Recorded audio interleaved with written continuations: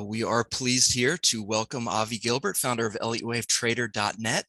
He's a market analyst and author of ElliottWaveTrader.net, a live trading room featuring analysis and a dynamic community of professional traders.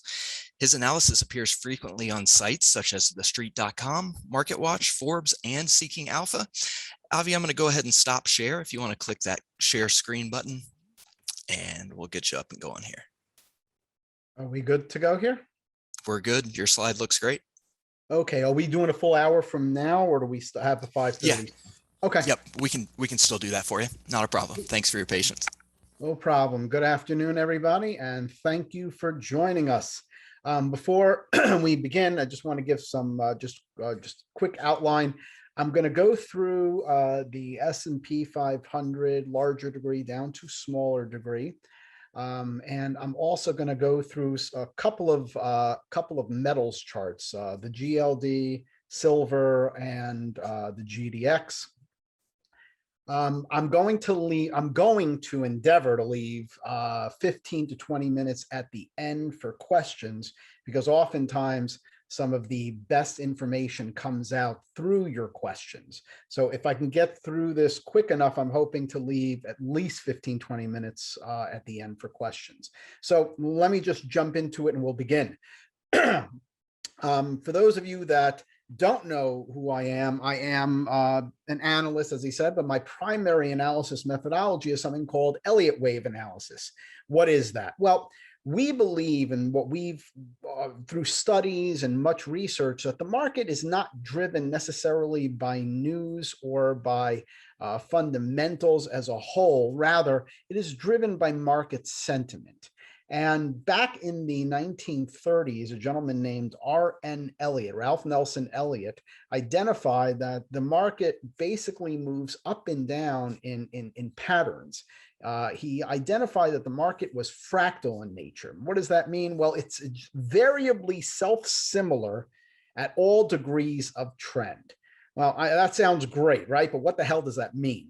Well, what it means is, what he identified was a market rally occurs in a 5-wave structure, and a market correction occurs in a 3-wave structure. Now, within waves 1, 3, and 5, within that 5-wave structure, those waves break down into 5-wave structures themselves. So wave 1, wave 3, and wave 5, in the bigger perspective, break down into 5-wave structures within their substructures, and it just keeps going on and on and on as you break it down further and further and further. You can go down to a tick chart and you'll see everything should break down in 5-wave structures in rally mode. I mean, I shouldn't even say rally mode, because you often will see you'll see breakdowns that will see 5-wave structures as well, but we call it an impulsive structure. A 5-wave structure I call an impulsive structure, and a 3-wave structure we call a corrective structure. So that's just the general guidelines that I'd like to start this presentation with. So let's start by taking apart a 100+ year chart of the S&P 500, so I can give you a general idea as to where I see us today. And it may scare some of you. My goal is not to scare some of you. My goal is to give you an honest and objective perspective as to what I'm seeing in the overall market. So where we are today, I want to start by saying, if you look towards the left side of the chart, and you'll see a Roman numeral 1 in parentheses, and it says right at the top of it, it says Wall Street crash of 1929, and the Roaring '20s took us up into the top of that one in that Roman numeral 1 in paren. Let's start there. Now, from there, we saw the market crash of 1929, which ushered in the Great Depression. And that was the bottom of wave 2. So now we have a 1 and a 2. So what we should be looking for is 3, 4, and 5. Well, back in the early 1940s, I think it was about 1940 or 1941, Ralph Nelson Elliott made a prediction. And his prediction, now mind you, before I tell you what the prediction was, I want you to consider putting yourself in his time frame. This is 1940, 1941. What is going on at the time? World War II is raging across the world. You're now in the middle of World War II. And Ralph Nelson Elliott provides a prediction that we are about to embark on a 70-year plus bull market. I think the guy nailed it. And to be honest with you, it is probably the most amazing prediction about markets that I have ever seen in all the years that I've been studying markets. So what he was effectively predicting was the advance of the third wave, the Roman numeral wave 3. And that is what this entire multi-decade rally that we have seen up until, where we are today, we are still within that multi-decade wave 3. And if you take note, 1 degree lower is now remember, when I said that this wave 3 should also break down into 5 waves, well, I'll show you that. If you look right after the Great Depression, you have the wave 1, the regular Roman numeral wave 1. Then you have the wave 2 pullback during World War II, of course. And then you have this massive advance that took us up until, I think it was about the year 2000, where we topped out in wave 3. Then from 2000 until 2009, you had this, what looks like now, when you take this bigger perspective approach, it looks like a sideways consolidation. And that was our wave 4, which ended in 2009.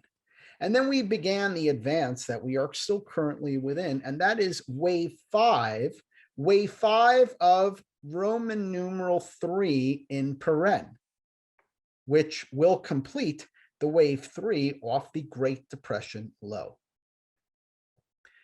That is where I believe we are today.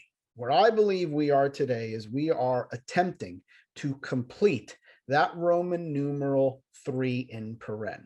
And what that will usher in is a bear market that could last as much as several decades, believe it or not. And I know it's not what people want to hear, but I'm just saying it could last a decade or more.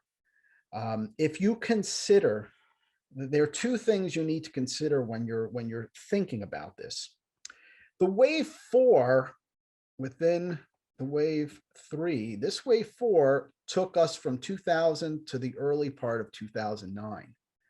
So if you're looking at almost a decade within a wave 4 of one lesser degree, the wave 4 of a higher degree will likely take us longer than this wave 4. Furthermore, Elliott explained to us there is a theory called the theory of alternation. It suggests that the corrective waves alternate in their structure and timing. So, whereas wave 2, which was the stock market crash of 1929, was when you look at the general chart, was relatively quick and straight down. And that completed the wave 2.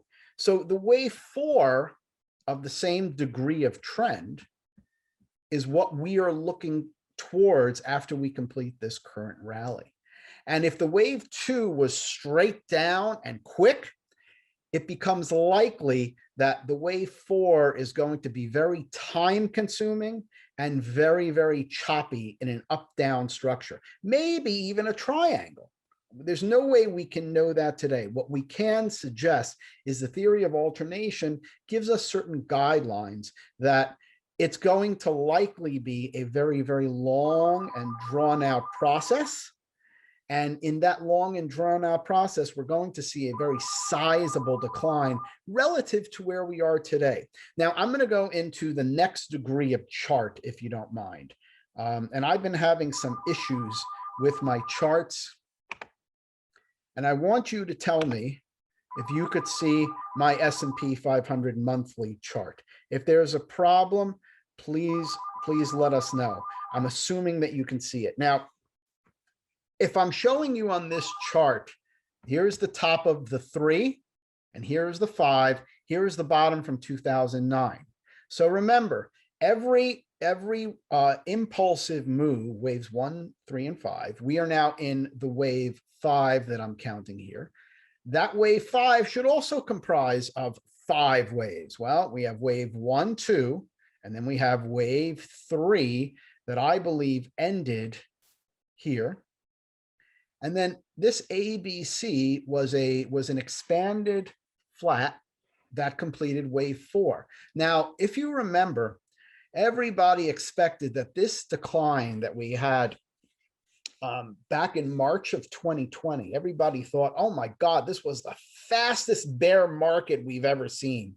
It was not, because when you put it into context, and I have to say, I have been doing Elliott wave and I've been in markets for many, many years, folks. I'm 51 years old. I've been in markets for many, many, many, many years, and I am a student of market history and various forms of market analysis.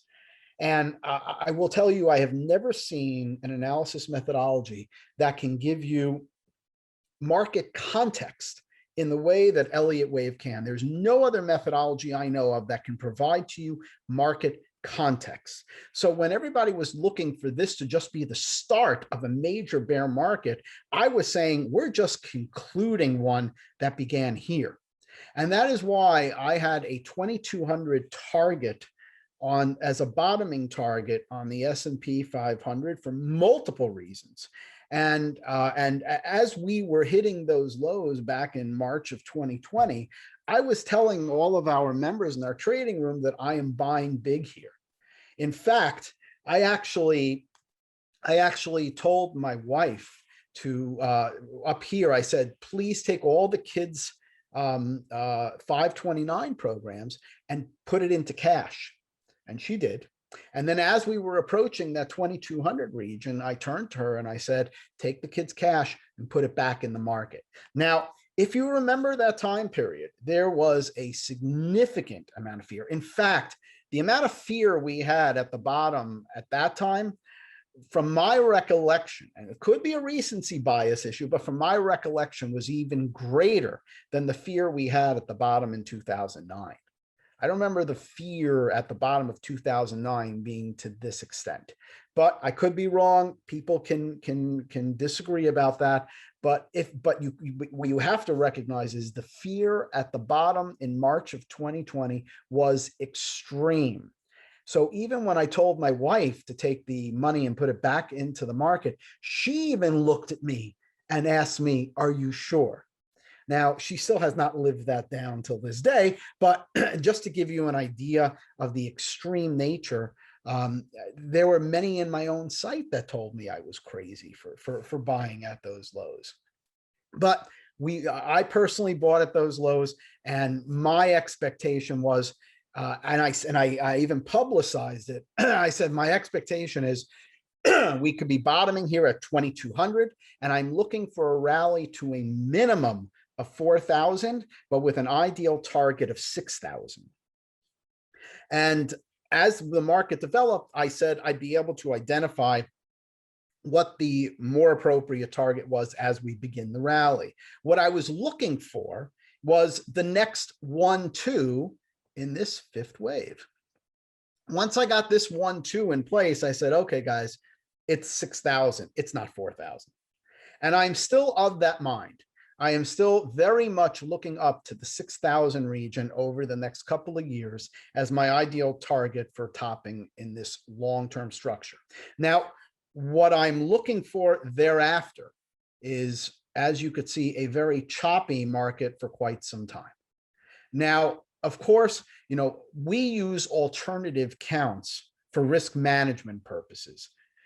When we do analysis, I could tell you right now, and our members will tell you this, if we're wrong about an analysis, we're not wrong very long. We course adjust very quickly. Why? Because our alternative counts tell us when we have to adjust. In the event that my primary expectation of this larger degree wave 4 is not what is playing out, then what we're setting up for is just a bigger extension in this 5 of 3. And what does that mean? It means I just need one ABC pullback. So in the best case scenario, I'm looking for a rally to 6,000 over the next couple of years with a pullback back down into the 1,800 to 2,000 region. That is my best case scenario. The worst case scenario is pointing us back down around 1,000. Why 1,000? Because often the fourth wave will either target the fourth wave of one lesser degree, which is the 666 region, or I think in this case, because we're getting an extended fifth wave, you have a better target at the bottom of wave 2 of the extended rally. So my ideal target is 1,000. Going from a 6,000 to 1,000 is going to be extraordinarily painful. But like I said, minimally 1,800 to 2,000, nothing to sneeze at. Let's move over to a daily chart, and I'll show you where we are now on the daily chart. I have a major market pivot that I've outlined for all of our members. My expectation is that as long as this major market pivot holds, and I have no reason, I'm seeing absolutely nothing to suggest that it won't hold. Everything is very much in line with it holding. My next upside target is going to be the 4,900 region. So that is what I'm expecting to take us into early 2022. Let me move over into a 60-minute chart, and I'll show you a bit more on the, now, on the 60-minute chart, this is a much more zoomed in perspective. There is a purple alternative count that has 2 degrees. Let's take this one out. And I'm not going to discuss this one at this time. We don't have to really worry about that right now. What you really need to understand, as long as the market holds over 40.50 to 42.70, as long as that region holds as support, we're looking for a rally that's first going to 4,900, then we're going to 5,200. I mean, we're going to be, over the next couple of years, like I said, we're going to be on our way to 6,000, but it's not going to be all in a straight line. In the meantime, in the shorter term, as we look towards the next couple of weeks, there are 2 things I'm tracking right now. Either that this bottom we got, now, when we were topping in this region here, I kept outlining that our target region for the pullback was 41.65 to 42.70. I'm not going to go into the detail into the Elliott wave theory detail as to why, but I'm just going to say that our ideal target out of that was 42.70. The futures held 42.70 to the penny. We didn't see it exactly in the cash index, but the futures held that 42.70 to the penny. I would be all out bullish at this point in time and saying buying every little dip if the initial rally off the low was a 5-wave structure. Remember, impulsive moves have to be 5-wave structures. We started with what looked like a 3-wave structure.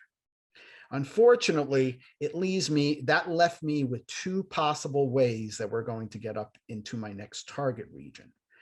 It could be that we could see one more drop down to the 42.30 to 42.70 region before Thanksgiving, and then we rally up to complete the next rally mode to 4,900. Probably sometime in the first quarter of 2022. I'm trying to track if this turns into what is a little bit more rare of an impulse structure, and it's called a leading diagonal. And that is the one structure that you can get 3-wave structures at the start of a rally. But I'm still going to need a pullback. And as long as we hold the 44, where would that be? As long as we hold the 4,400 region as a in a corrective pullback, it has to be a corrective pullback. As long as we hold the 4,400 region and a corrective pullback, I'd be looking for one more rally up here. That rally will probably take us closer to the 4,600 region. Then you're going to get one more pullback to the 4,400 region. If we get this to completely fill out. This is a buying opportunity and your last buying opportunity before we're heading up to here. However, if the market turns down impulsively, then that means we're targeting 4230 to 4270. And after that, we'll start the 1-2 and then head up to 4900. That is my, that's what I am looking at. And that is what I am analyzing over the next 2 to 3 weeks. How are we getting to 4,900 on the S&P 500? And that is my general expectation when I'm looking at the overall market. Let me just take a look, see if the 5-minute gives us any help. Not really, just confuses too much. But that is my general expectation. My expectation is by Thanksgiving time, we will have a very good idea of how we're going to now head to the 4,900 region next. Okay. And ultimately, folks, what you need to know if you're a longer term investor, we have a major market pivot here. The major market pivot goes from 40.96 up to as high as 42.70. That is the major support in the market. The market often moves through this pivot, targets where we actually topped out. We usually target between the 1.0 and the 1.236 extension, which we top right in the middle of. And then we come back and we retest that pivot from above. And as long as that pivot holds, that sets us up for the next rally. And so far that pivot is holding. My expectation is, should we see another test of that pivot, my expectation is it absolutely will hold. We may not get that further retest, but what we're tracking right now is the structure to let us know if we get that retest or not. If not, our next buying opportunity is going to come here, probably into the Thanksgiving holiday sometime, and from there, like I said, by the time we get to the Thanksgiving holiday, we'll have a great idea as to where and how we're buying further long positions to take us to 4,900 plus. Okay. That is my general view of the stock market. Let me take you into the view of the metals charts. And I'm going to start with the GDX. I don't need that one there. Everybody loves the miners, right? So the GDX has been in a very, very large corrective structure, and it is not something I expected to have taken this long. I have been looking for the market to provide me, and again, I'm going to say this, I'm going to repeat this over and over again. What we like to see are 5-wave structures off the low. When you get a 5-wave structure off the low, the great majority of the time, it is an indication, especially when it's a support region, it's an indication that the market is now resuming into its bullish trend. So we have a support region on our chart. And as long as the market continues to hold this support region, I am looking for the initial 5-wave structure off the low, be followed by a corrective 3-wave structure back.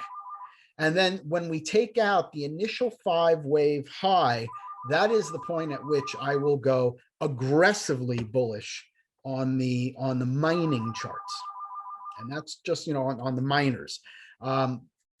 Personally, I loaded up on gold and silver many moons ago, and the last time I actually added to my silver positions was, I think, in the 12 region in March of I think it was in March of 2020 where we hit that.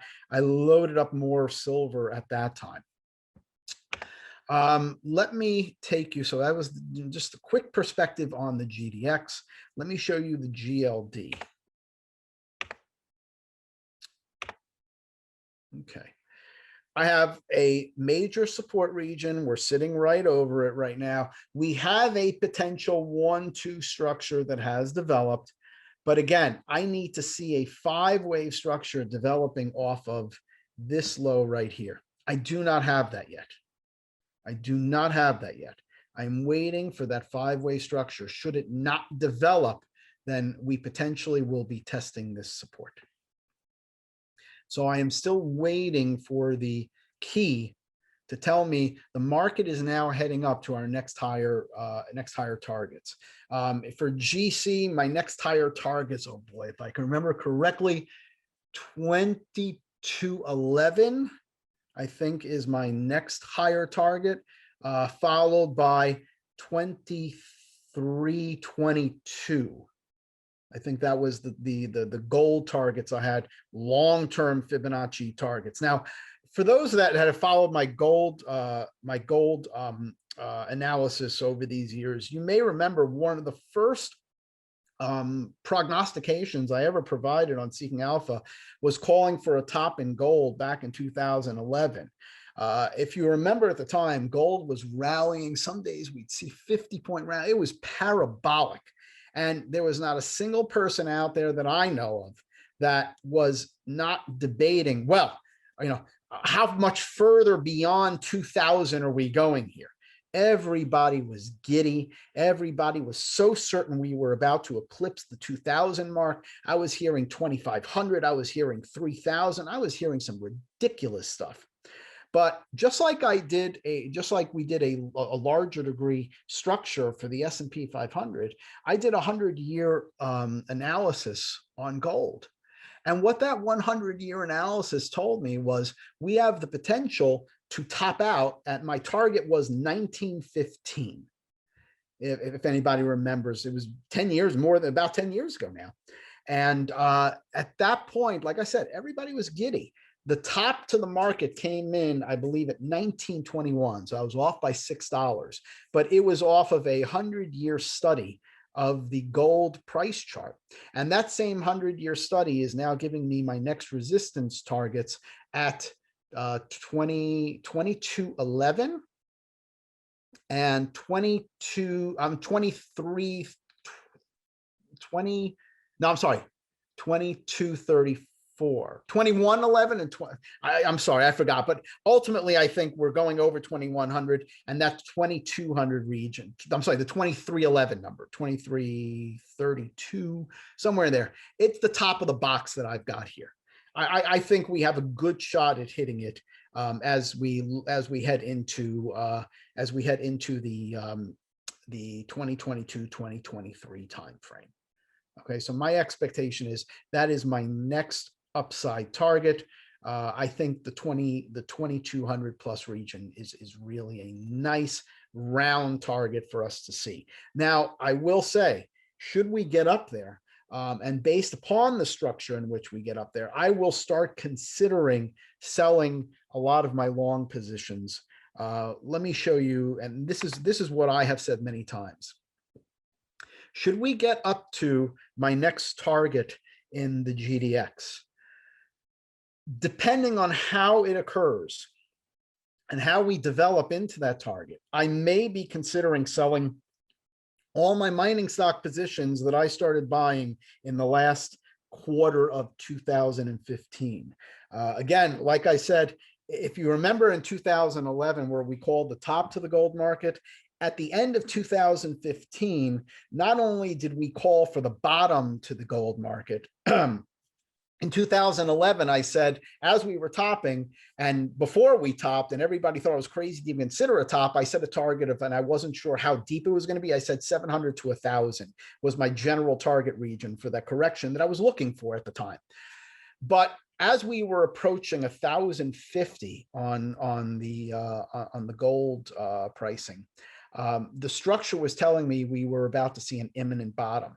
And I remember I don't know how many of you know Doug Eberhardt, but I called Doug that night and I said to him, I'd like to buy some more gold. And we literally bought it right at the bottom that night. And that, even before then, we were seeing signs of bottoming I think that was in December of 2015. By September of 2015, we started seeing evidences of bottoming in the mining stocks. So by the end of September 2015, we actually rolled out a new service for mining and analyzing mining stocks, and we started loading up on mining stocks. People thought we were crazy again, but it looked like such an unbelievable buying opportunity. I bought Barrick Gold at $7. I mean, it was an unbelievable buying opportunity. But I will tell you, depending on how the market develops over the next couple of years and how we get up to my next target up there, that's going to make me determine whether or not I am looking to sell everything I bought back in 2015. So again, I'm going to be watching, see how it develops, and I won't be making any determinations for a bit of time. But right now, that target is where I'm going to start looking at the market much more seriously to see if I need to start taking some profits. Okay. Let me take a quick peek at silver for you. On the smaller degree, I will show you what I'm looking for in silver. Now, in silver, in order for me to be confident that the bottom is in, I said I need a 5-wave structure. The market is doing a pretty good job in trying to get there. I still need waves 3, 4, and 5 to fill out. Should that not happen, we're going to get a lower low, probably the 2050 region would be my guess. So if you see us breaking down below 2330 or so, before we're able to fill this out, you're probably looking at a 2050 target. But if the market can continue and complete this 5-wave structure, I'm looking for a corrective wave 2. And then should we break out over whatever wave 1 high we hit, at that point, I go aggressively long on many, many charts. Let me just show you my silver weekly chart. That is my silver weekly chart. So assuming the market gives us a nice 5-wave structure back up into here and a pullback on the takeout of this initial high, this is where I'm looking up. I mean, 35 is going to be a minimum on the SLB. So it's going to be a sizable move that I'm looking to set up here on silver. So right now, I'm waiting for the setup to develop. I don't go aggressively until I get the setup I want. I'm a very patient investor. I'm a very patient trader. And if I miss a move, so be it. I already have all my longs in physical metals as well as my standard mining position. When I look to aggressive positions, I need to get my own setup in order for me to be confident and be able to trade it confidently, because when you get aggressive, you don't do it stupidly. Okay, that is the general perspective of the metals and the general perspective of the S&P 500. I have a few words of caution before I move on. And I can move on to questions shortly. But like I said, I have a few words of caution. The first point of caution is, everybody assumes, I hope it's not everybody, I hope people actually start listening to some of the things I say, but everybody assumes that gold is a hedge against market volatility. So they assume that if the market is going to be, go back here, if the market is going to be going up to there, well, that's a great time to buy gold. There's nothing further from the truth. Folks, there are many fallacies that run through the market. And unfortunately, those fallacies are what hurts people the most. And a lot of these fallacies are, especially the gold ones, are driven by gold bugs. Gold is the best place to be. Folks, gold is not necessarily the best place to be. Gold is an investment opportunity as well as a insurance, but not insurance against market volatility. If anybody will bother taking a look and seeing if what I'm saying is right, you will see that there are periods of time where gold will trade with the market going up. I believe in the 2001 to 2005 timeframe, 2006 timeframe, somewhere in there, or in 2003 to 2005 or 6 timeframe, gold and the market were both rallying together. And if you then bother to look, you'll see there are periods of time where gold will trade down with the market. Go back and look at 2008 and 2009. Everybody assumed that if I get into gold, gold is going to save me from the market meltdown.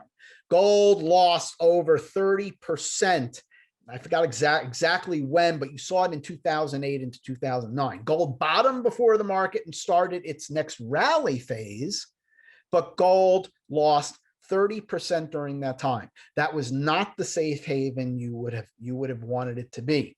But people, for some reason, they just put blinders on and they just accept these market statements as they are absolute truth. The great majority of the market statements and phrases that you hear, the great majority of them are complete BS. I'm not going to go into it, all the different ways that I see people fall into these traps. I'm just telling you, simply because the stock market is topping does not necessarily mean you want to move into gold. It will not necessarily be a safe haven. It will all depend on where the gold chart is at the time.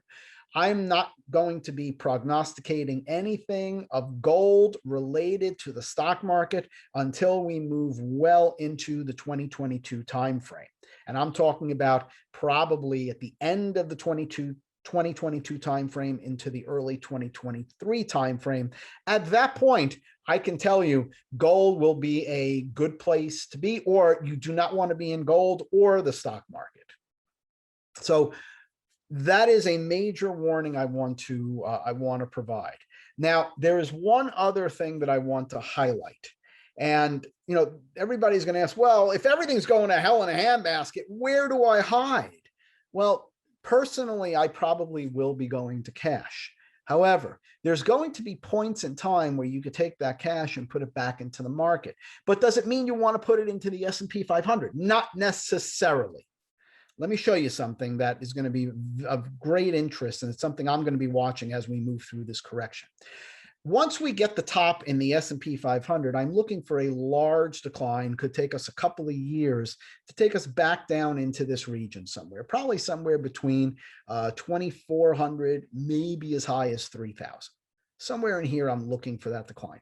From there, I am looking for a corrective rally that will set up the next decline. And clearly, I believe that corrective rally will probably not get back over the prior highs. So, of course, I'm going to be looking for a corrective rally that's going to be taking us higher, but it will probably remain below the highs and set up the next decline.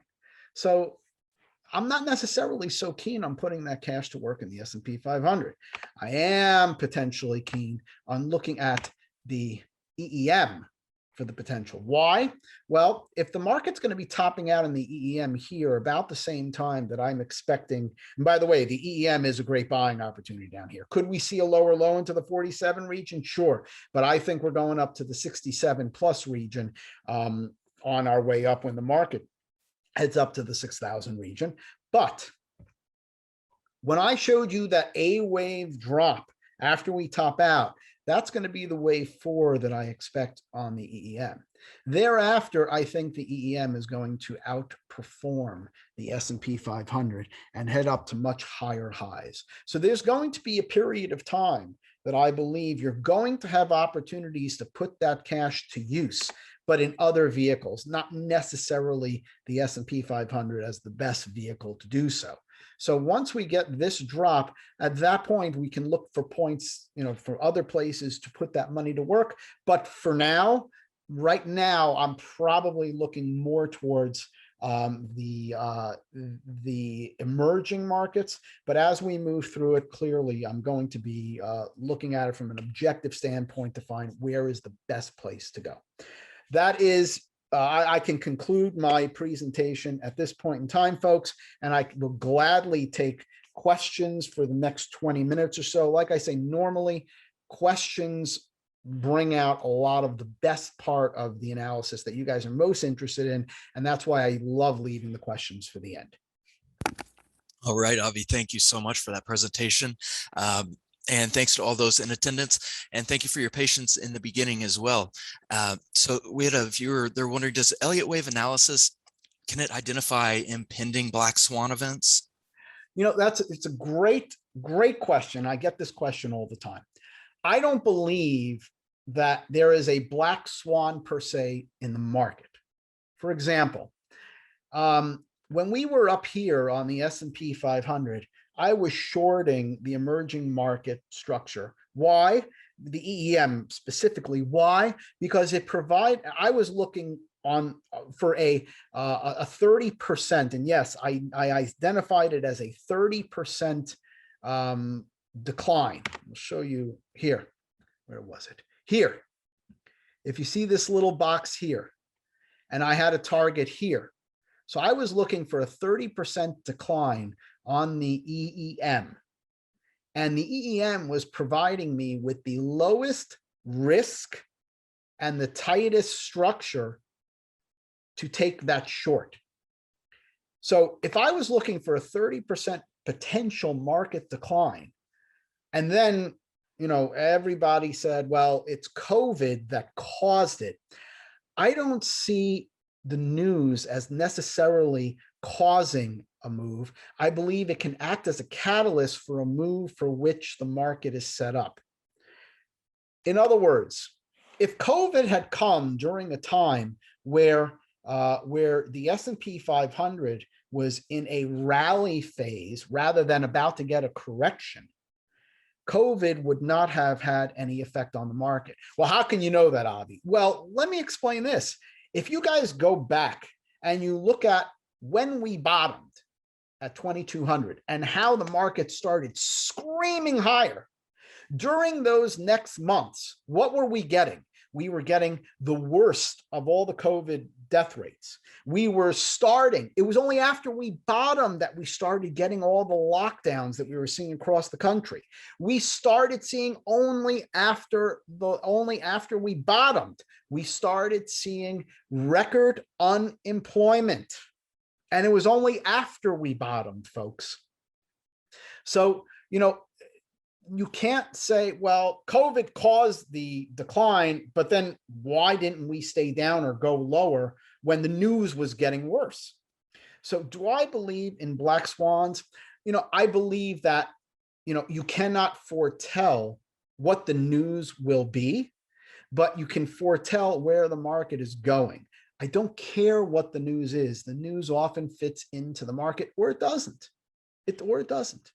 But for me, I think the market structure gives you a much clearer picture of where you're going. And if you follow the news, anybody following the news during that rally off of 2,200 lost their shirt trying to short all that bad news.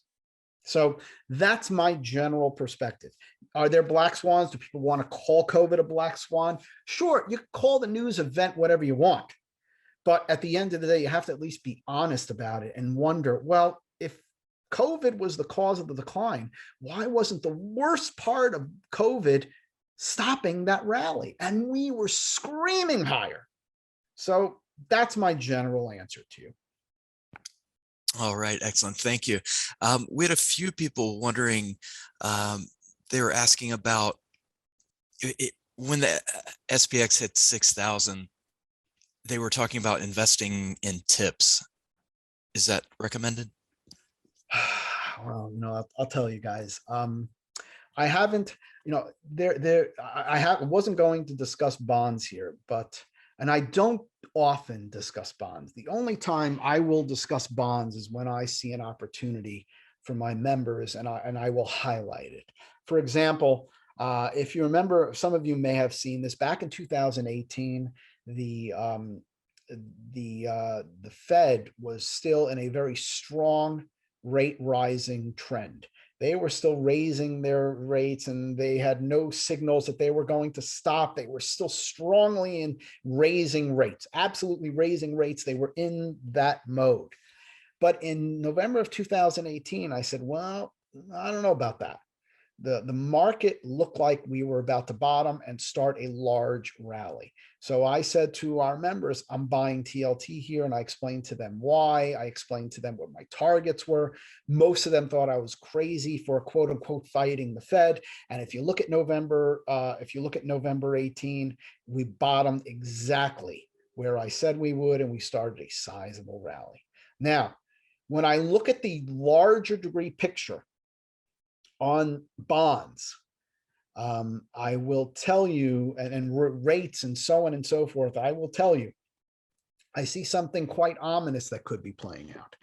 What I see that could be playing out is something similar to what we saw in Europe in 2010-11. If you remember, we saw a rising rate deflationary bout. Rates, normally when you get a deflationary bout, when you see the markets crashing, you often see, people will try to hide out in bonds. But I think we're going to see a perfect storm where we're going to see a rising yield deflationary scenario. What do I mean by that? I mean, I think you're probably going to see rates rising at the same time as the market is declining. And that is what the chart is setting up for. And I don't think there are many people that are prepared or even expecting or would even consider such a confluence of indications. And it's very similar to what we saw during the European debt crisis. And it very well could mean that we're going to reach a point where the world is going to start questioning America's ability to pay back its debt. I can't tell you what the news is going to be, but I could tell you that the chart is setting up to be just that scary, where you're going to see rates rising at the same time that the market's coming down. Am I sure of that yet? I am not. We can revisit that in 2022 and 2023. But right now, that is what is looking like we're setting up like over the next couple of years. And that is a scary environment. Now, remember I told you that the larger degree wave 2 that ended after the stock market crash of 1929, and I said that wave 2 was akin to this paren wave 4 over here, right? So whereas that ushered in the Great Depression, this could usher in the Greater Depression. And it will probably give us things that many people are unprepared for. So that is one thing I want to warn you about. Am I certain of that yet? No, but it's something that I'm going to be looking at very, very closely at the end of 2022 into 2023. All right, excellent. Thank you so much. We had another one of our viewers here. They say, as a retiree, what should they do with their money when we get to the 5,900 to 6,000 range? That's an interesting question. We haven't announced this yet, but the members of my site know this. Over the last few months, we've brought in a banking analyst, and we are now working on identifying some of the strongest banks in the country. I do not trust any of the big banks. In fact, I've written about bail-ins that we saw in Cyprus that very well could be the next phase of where banks are headed, the big banks are headed, so that they don't have to be bailed out by the government. They'll be bailed out by their own depositors. So whereas you may think you have money held in a large bank as a deposit, you are only a creditor to that bank. So basically, it means if the bank has an issue, you're standing at the end of the line.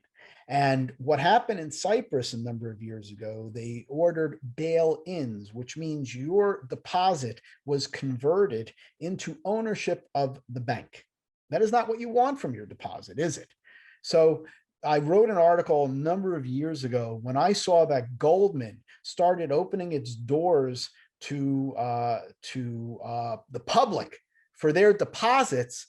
I was like, wow, they're getting a big jump on this. Goldman started preparing. It was probably about 3 years ago that I wrote this article. Goldman's opened their doors to depositors, general public depositors. And I think Goldman is preparing for that instance. So we're now doing some research of some of the strongest banks across the country. And I'm looking at, we're trying to roll out a new service in early of January where we will we will provide our list to our members. We're trying to work out with the banks as well, so they know we're coming, because we have over 7,500 members as part of our services. I'm assuming we'll probably get at least 1,000 that are going to take them up. They're going to be looking at these banks to put some of their cash. And when you consider that, imagine having banks have 1,000 new depositors in any given month. We're working it out with the bank so that we do it in a staggered approach. So by the time we hit that 6,000 region, there's plenty of time for everybody to get their finances in order. So personally, I'm looking at stronger banks, better balance sheets, better liquidity. I'm looking at those banks and separating it over a number of banks for further risk management purposes. But that's where I'm looking to put my cash, and that's where I'm suggesting to our members as well. All right, excellent. Thank you so much. We had a few of the attendees. They're asking if Elliott Wave covers any crypto. Oh, yes. If you follow Ryan Wildday, Ryan is probably the best crypto analyst I've seen anywhere in the world. This guy has called tops and bottoms more than he has been more accurate than anybody I have seen. I look him up, guys. Ryan Wildday. He has all our members. They were long for this rally well before it began, and they were out at the last highs too. So Ryan Wildday is probably the best crypto analyst I've seen in the world, and I would look him up. All right, thank you so much. Another viewer here, they're saying if they're looking for insurance against getting burned by market volatility, what's the best thing for them to do? It really depends on your time frame. I mean, that's not an answer I can, you can, if we're looking at heading into a short-term top, you can always buy some protective puts. There's so many ways you can hedge your positions. You can raise some cash and use the cash to buy lower. There's really no one size fits all about this. If you're looking at the major top and you want to, then I'm suggesting cash. That's really what I'm suggesting at this point in time. But, there's really no one size fits all answer to that question. All right, no problem. Thank you. Another viewer here, they're wondering, so is it safer to have silver at home or in the bank? Oh, boy. Okay. This brings up an entire other discussion. If you do some market history review and you go back and look what happened, gold was confiscated by the government many moons ago. I think I forgot the exact year that they issued that it was, I believe it was through an executive order, and I think it was by Roosevelt's executive order, if I recall correctly. And what they did was they confiscated gold for their own purposes. Of course, they paid you what the fair value of the gold was, or what they determined to be the fair value of the gold was at the time. And they ordered all Americans to trade in their gold. They left one segment of the gold market out. And that segment that they left out of the gold market was where the gold that you owned had a separate value to it other than the weight of the gold itself. There was a certain premium attached to the gold that allowed you to keep the gold. As an example, in today's times, if anybody ever sees the St. Gaudens gold pieces, they're beautiful pieces, but they have a premium that are related to beyond just the weight of the gold. Now, personally, and there are other types of gold pieces as well that will serve for the same purpose. So personally, that's what I own. Now, do you want to own it in a bank? Well, here's the problem. What happens if the bank if your bank does have an issue and shuts down, well, you can't get into your box, especially if they order confiscation. Anybody who wanted to get into their box had an IRS agent standing there, I believe, if my memory serves. So, do you want to leave it in a bank? You could leave some of it in a bank. You could leave some of it at home. You could leave some of it in another depository, and you could leave it in multiple depositories. I am a big believer in redundancy, separating it out. It's a form of risk management, shall we say. So whereas I'm saying this about gold, do I think this is going to happen in silver? I can't tell you. I don't know what the future is going to bring. I'm not a prophet, but I can tell you that if you use history as a guide, you have some amount of a guidance as to how you can protect yourself. So do you want to leave it all in the bank? My answer to you is no. Do you want to separate it out into multiple depositories? Well, the answer is yes, and I would not use all banks. Okay, so that's my general answer to you based upon history. All right, thank you so much. We had another viewer here. They're wondering if you had or any recommendations for any books for them to understand Elliott wave theory.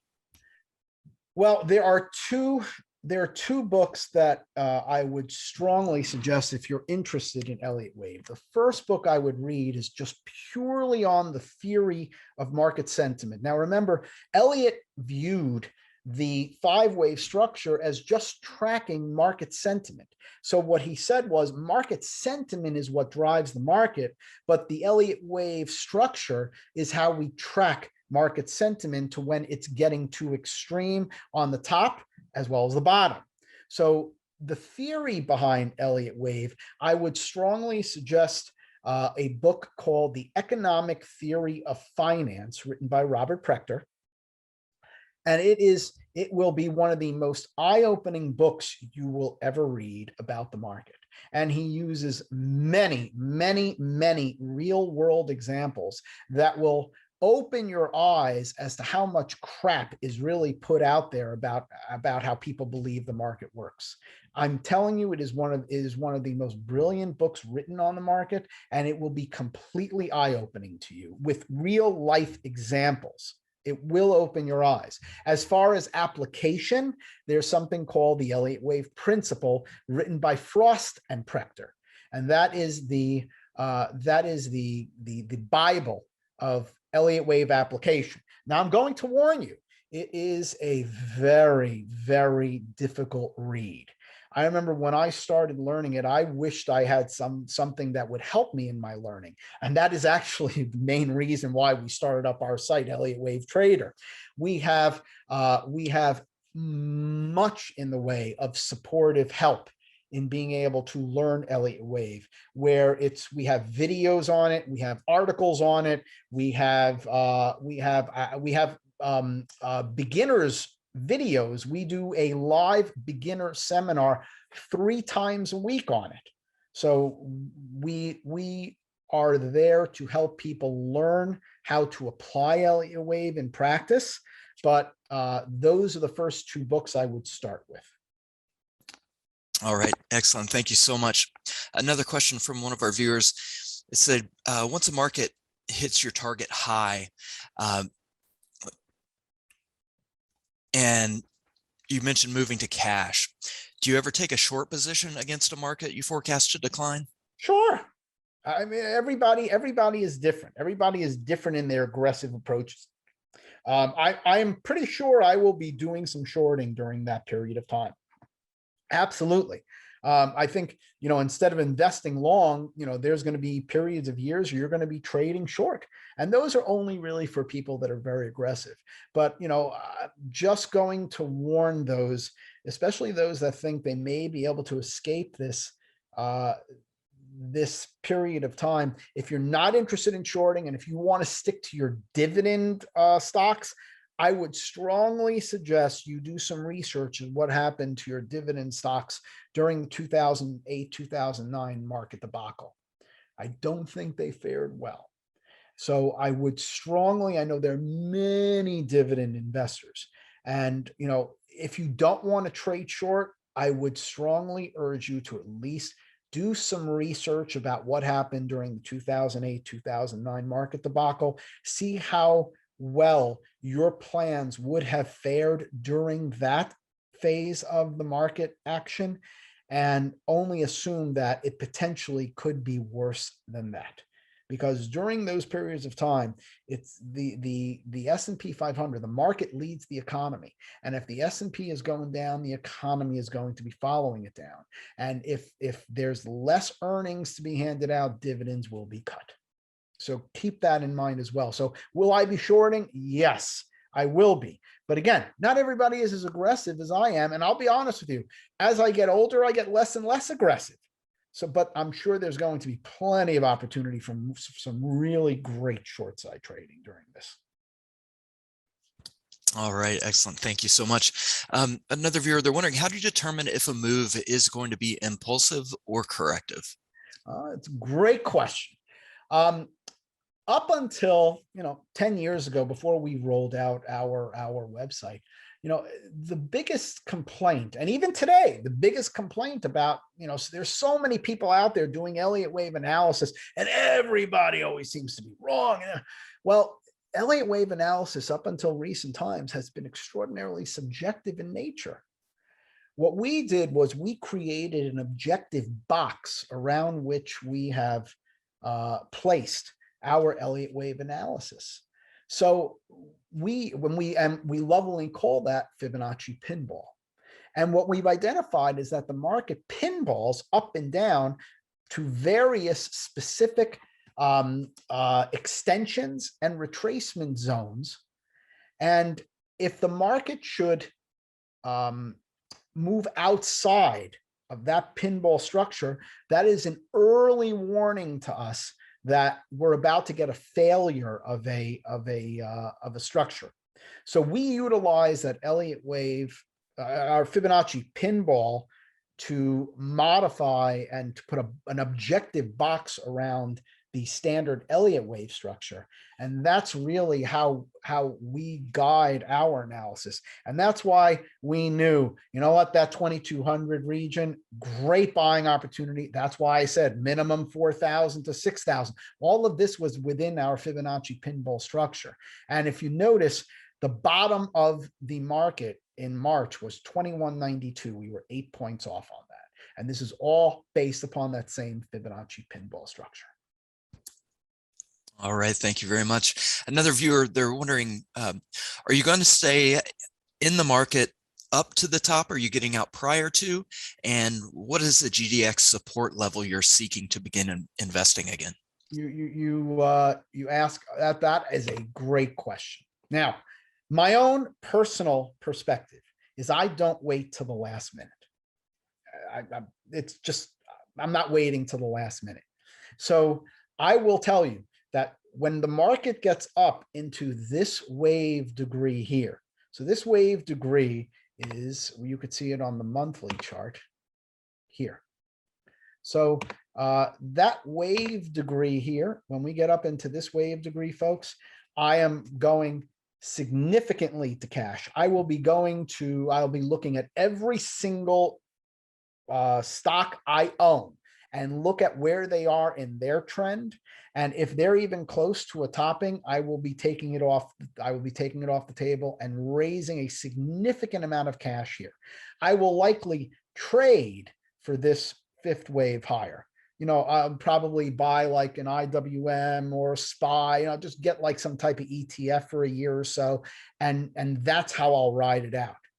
But when it comes to how much risk I want to take in the market, my own perspective is once I get to the point that is one step below where I believe something terminates, I'm either going to be selling, as in this case, it's in a rally trend, or in a bottoming trend, I will start buying at 1 degree before I believe it's going to bottom. And I will just start buying at that point. Same thing where I'll start selling at that point. So that's a great question.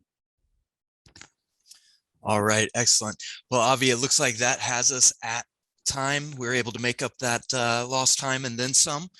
So I wanted to say thank you so much for fantastic presentation. Great questions by our viewers as well. Yes, thank you so much for having me. And yeah, some really good questions, guys. That's why I always leave them to the end, because I get some really great questions. You guys had some really good questions. Thank you. All right, sir. Have a great day. You too. And thank you everybody for attending. Have a wonderful evening.